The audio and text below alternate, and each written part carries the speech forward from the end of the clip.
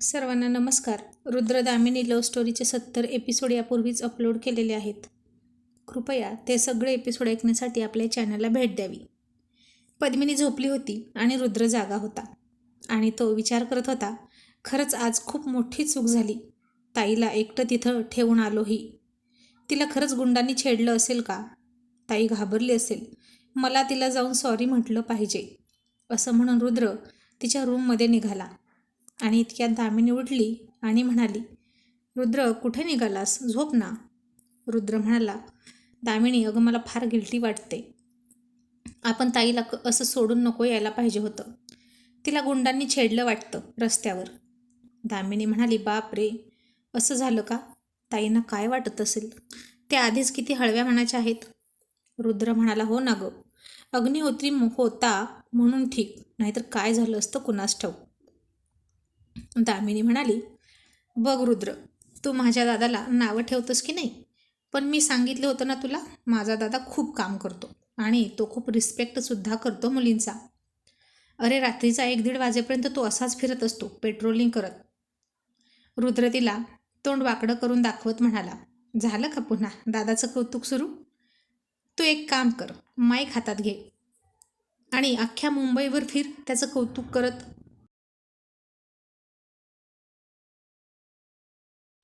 ती म्हणाली, मग तूही त्याचं कौतुक आता करतच होता ना, म्हणून मी म्हणाले. रुद्र म्हणाला, मी किती केलं कौतुक? एवढूसं. आणि तू किती? इतकं मोठं. जो पठ्ठा सुरू झाला आहे तो सुरूच आहे, प्रेमाची भरती आल्यासारखं. दामिनी म्हणाली, इतरांचं कौतुक करायला सुद्धा मन विशाल लागतं. आणि रुद्र पुन्हा तोंड वाकडं करत म्हणाला, आता विशालचं कौतुक करायला मन विशाल कसाला असायला हवं? तो विशाल आहे ना, इतकं पुरे. आता दामिनी हसायला लागली रुद्रची ही शाब्दिक कोटी ऐकून. मग म्हणाली, रुद्र चल आपण दोघे जाऊ ताईकडे. मीही माफी मागते, माझंही चुकलं ना रे, मीच तुला घरी घेऊन आले. रुद्र म्हणाला, बघ बरं किती छान दिसतेस, अशी चूक कबूल केलीस की. ती हसली. मग दोघेही रूममध्ये निघाले पद्मिनीच्या. रुद्र पुढे गेला आणि दामिनी त्याच्या मागे आली. पद्मिनी झोपली होती आणि तिचं लॉकेट तसंच उघडं पडलं होतं. आणि हे पाहून दामिनी पळतच रुद्रच्याही पुढे गेली आणि तिने ते लॉकेट झाकून ठेवलं आणि तिच्या अंगावर पांघरून टाकलं. तशी पद्मिनीला जाग आली. ती दचकून म्हणाली, तुम्ही दोघं इथं काय करताय?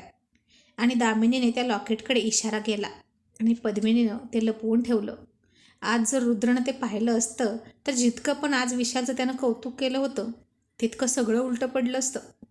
विशालने आज त्याच्याच ताईला त्याच्याच शेजारून उचलून भरपेट रोमॅन्स तर केलाच होता आणि शिवाय त्याचं सगळं ओझं त्यानं रुद्रच्याच बोकांनी टाकलं होतं. मग रुद्र जवळ आला आणि म्हणाला, ताई मला माफ कर, आम्ही तुला असं सोडून यायला नको पाहिजे होतं. पद्मिनी मनात म्हणाली, बाप रे, रुद्रला किती गिल्टी वाटत आहे. हे साहेब पण ना किती खोटं बोलले. काही गरज होती का असं सांगायची की गुंडांनी मला छेडलं? आणि पद्मिनी त्याला खरंही सांगू शकत नव्हती. आता दामिनीसारखीच अवस्था पद्मिनीची झाली होती. एकीकडे नवरा आणि दुसरीकडे भाऊ, नक्की कोणाची साईड घ्यायची? आणि ती त्याला समजावत म्हणाली, ते असू दे रुद्र, अरे जास्त काही नाही झालं, पण मला सांगा, तुम्ही दोघं इतके कशात गुल झाला होता जे मलाही विसरून गेलात? आणि आता रुद्र आणि दामिनी दोघे लाजून हसत होते आणि पद्मिनी खूप हसून म्हणाली, रुद्र मला कळतंय बरं का तुमची अवस्था, की तुम्हाला एकांताची खूप गरज आहे. तुम्हा दोघांना एकमेकांसोबत खूप वेळ घालवायचा आहे, हो ना? मग एक काम कर, आता सगळं व्यवस्थित झालं आहे, आईसुद्धा व्यवस्थित आहे आणि मीसुद्धा, मी घराची काळजी घेईन. तर तू दामिनीला घे आणि जा कुठेतरी फिरायला. आपल्या टूरमधून सीट बुक करा आणि जा. रुद्र म्हणाला, नको ताई, त्याची काही गरज नाही. आणि दामिनी म्हणाली, बघा ना ताई, असं आहे हे, शिंप्याची बायको उघडी म्हणतात ना तसं. तो सगळ्यांचे कपडे शिवून देतो आणि बायकोचे मागे ठेवतो. आता घरची टुरिस्ट कंपनी आहे, पण आम्हाला फिरायला जायचं होणार नाही. अख्ख्या जगाला फिरवेल रुद्रस्वामी, पण मला नाही फिरवणार. आणि पद्मिनी खूप हसली आणि म्हणाली, दामिनी तू त्याला काय म्हणतेस, रुद्रस्वामी? दामिनी म्हणाली, हो तसाच आहे तो, संन्यासाला बसल्यासारखा याचा चेहरा असतो. मला सुरुवातीपासून पापड बेरावे लागले आहेत याला मनवण्यासाठी. जशी काही याला माझी गरजच नाही असाच वागतो. स्वतःहून कुठं नेत नाही, साधे लाड करत नाही की कधी एखादा गजरा पण आणत नाही. किती अनरोमॅन्टिक आहेस रे रुद्र तू. ताईंना विचार, माझा दादा किती रोमॅन्टिक आहे. तसं पद्मिनीनं दामिनीकडे आश्चर्यानं पाहिलं आणि डोक्याला हात लावला. आणि रुद्रसुद्धा तिच्याकडे चिडून बघत म्हणाला, मूर्ख आहेस का तू? तू काय बोलतेस तुला कळतं का? हे सगळं ताईला कसं माहीत असेल? आणि असेल तो रोमॅन्टिक, याचा संबंध इथे जोडण्याची काहीच गरज नाही. दामिनीनं आता जीभ चावली तिची आणि तिने खूप मोठी माती खाल्ली होती आणि ती सावरत म्हणाली, रुद्र तसं नाही, तसं नव्हतं म्हणायचं मला. तू म्हणायचं ना दादा अनरोमॅन्टिक आहे म्हणून बोलून गेले रे मी. रुद्र तिच्याकडे संशयानं बघत म्हणाला, नक्की नक्की तुला असंच म्हणायचं होतं ना, की तुझ्या डोक्यात वेगळं काहीतरी आहे? आणि आता पद्मिनी घाबरली. रुद्रला संशय आला की काय? मग आता काही खरं नाही असं तिला वाटलं. मग रुद्र म्हणाला, दामिनी तुला तसं म्हणायचं नव्हतं तर मग कसं म्हणायचं होतं?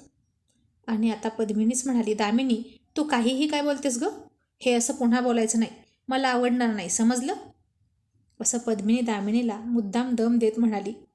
आणि दामिनी म्हणाली, सॉरी हा ताई, तुम्हाला वाईट वाटलं असेल तर, पण मी तर फक्त रुद्र मला फिरवत नाही म्हणून म्हणत होते. रुद्र म्हणाला, फिरवतो बाई फिरवतो, पण थोडासा धीर धर, आधी सगळी सेटलमेंट होऊ दे. आणि जेव्हा फॉरेनची ट्रिप बुक होईल ना, त्यात आपली 2 सीट असतील नक्की. आणि हे ऐकून दामिनी म्हणाली, मग मी तयार आहे थांबायला, तू जर मला फॉरेनला नेणार असशील तर. रुद्र म्हणाला, पण अगोदर वकिलीचा अभ्यास करा मॅडम. त्याचं तर लक्षच नाही तुम्हाला. दामिनी म्हणाली, आहे माझ्या लक्षात, मी करते अभ्यास.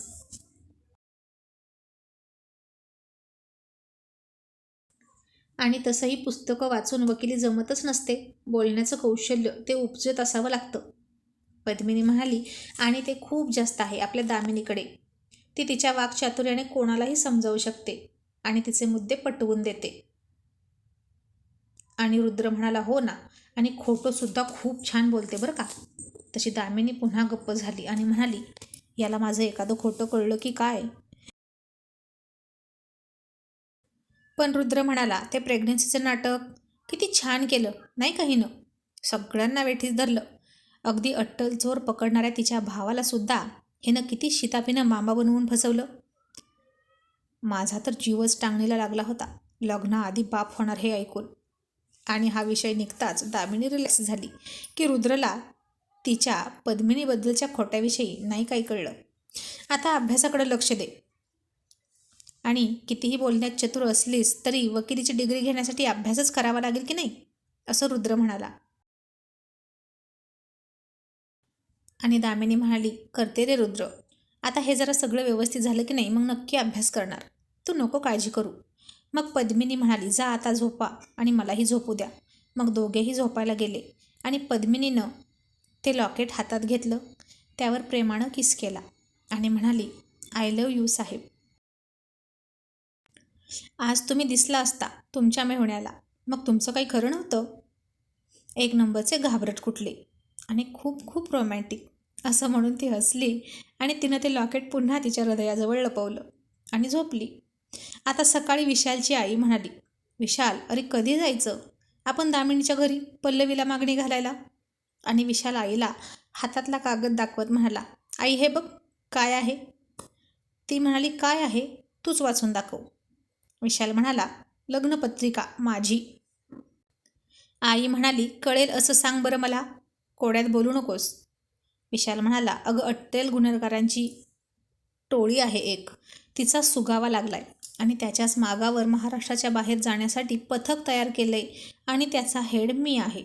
मला जावं लागेल आई, आणि कुठे कुठे फिरावं लागेल त्या टोळीच्या पाठीमागे. किती राज्य फिरावे लागतील हे नाही सांगता येणार, आणि मी पुन्हा कधी घरी येईन हेही मला माहीत नाही.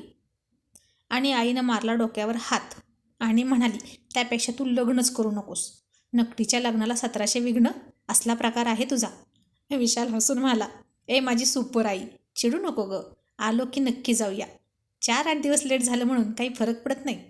असं म्हणून तो बॅग भरायला गेला. आता त्यानं पद्मिनीला फोन करून सांगितलं की मी निघालो आहे, माझा फोन लागणार नाही. त्यामुळे काळजी करू नकोस. मला वेळ मिळेल तसा मी फोन करत राहीन. पद्मिनी नाराज होऊन म्हणाली, साहेब, पण मला तुमची आठवण येईल. विशाल म्हणाला, मग आता तुला ते हार्ट शेप कशाला दिले? त्याला बघत बस, म्हणजे माझी आठवण कमी येईल. आणि पद्मिनी म्हणाली, आणि माझी तुम्हाला आठवण आली तर तुम्ही काय बघाल? विशाल म्हणाला, तशी तर तू माझ्या हृदयातच आहेस, त्यामुळे विशेष अशी तुझी वेगळी आठवण येणार नाही. पण समजा जरी तुझी आठवण आली तर मी त्या चंद्राला बघेन, कारण तू सुद्धा त्याच्या इतकीच सुंदर आहेस. आणि आता तिला अजून हसायला लागली त्याच्या रोमॅन्टिक बोलण्यानं आणि म्हणाली, बघा पुन्हा किती छान रोमॅन्टिक बोललात तुम्ही. तुम्हाला कुठून सुचतो हो साहेब असं बोलायला? विशाल म्हणाला, जसं पाण्यात पडल्यावर पोहायला शिकवावं लागत नाही, तसंच प्रेमात पडल्यावर रोमॅन्टिक कसं व्हायचं हे शिकवायला लागत नाही. रोमॅन्स आपोआपच जमतो. आणि आपला तर अजून खूप रोमॅन्स बाकी आहे. हे सगळं वरवर चाललंय मिस पल्लवी. खरा आतला रोमॅन्स तर लग्न झाल्यावर आहे. मग तो कसा असेल जरा कल्पना करा. आणि आता ती खरंच कल्पना करायला लागली आणि खूप लाजायला लागली. आणि मग विशाल म्हणाला, अहो हळूहळू, किती लाजत आहात. सगळी लज्जा सांडून जाईल बरं का. मी आल्यावर मला सगळी लज्जा तुमच्या डोळ्यात दिसायला हवी. ती म्हणाली, साहेब, तिकडून आल्यावर तुम्ही नक्की येणार ना मला मागणी घालायला?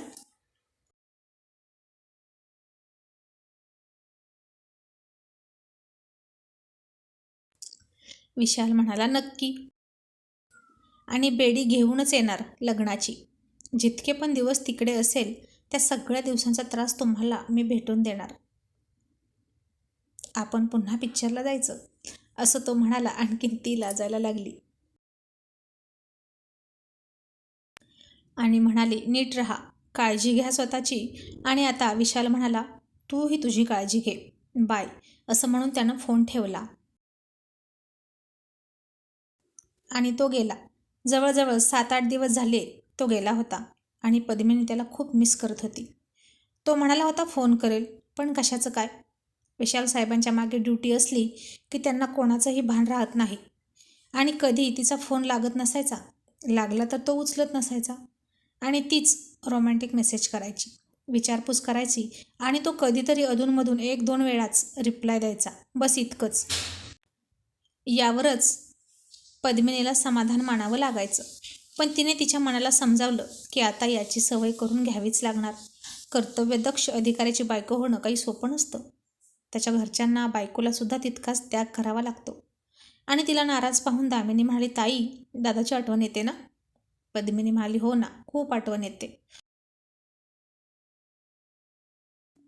बघ ना, आज किती दिवस झाले त्यांनी फोनही नाही केला. दामिनी म्हणाली, म्हणून तुम्हाला मी म्हणत होते की जितका वेळ तो जवळ असतो तितका वेळ लाड करून घ्या, कारण तो पुन्हा कधी तुमच्या हाती लागेल हे सांगता येत नाही.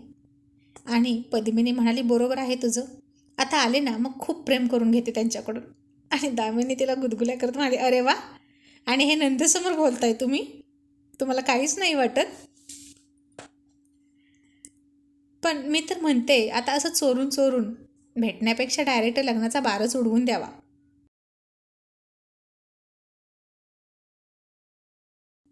पद्मिनी म्हणाली, दामिनी तू खूप करतेस ग आमच्यासाठी, थँक्यू. पद्मिनी म्हणाली, ताई, अहो तुम्ही माझ्यासाठी खूप काही केलं आहे. तुम्ही नसतं समजवलं तर रुद्र तयार नसता झाला मला स्वीकारायला, म्हणून तुमचे आभार. आणि दादा परत आला की आपण बोलणी करायची म्हणजे करायची आणि लग्नाचा बार उडवून द्यायचा, असं दामिनी म्हणाली.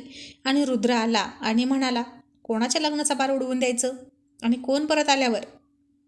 पुन्हा दामिनी सासरत म्हणाली, अरे दादाचं लग्न ठरतंय, त्याचं लग्न ठरवणार आहोत आम्ही. रुद्र म्हणाला, कुठली मुलगी मिळाली ग त्याला, बिच्चारी. हा जर असा चोरांच्या मागे रात्रंदिवस फिरत बसला डिस्कवरी चॅनलसारखा तर त्या बिचारीचं कसं व्हायचं? दामिनी म्हणाली, रुद्र, त्याची नोकरी आहे ती ती करायला नको का? आणि जे सगळे पोलीस आहेत ते काही बिन लग्नाचे आहेत का? सगळ्यांचीच लग्न होतात, कळलं का? आणि माझ्या दादात काय वाईट गुण आहेत रे, सांग बरं? सगळंच तर चांगलं आहे. रुद्र म्हणाला, तुझ्या दादात चांगलं काय आहे तेवढं सांग की.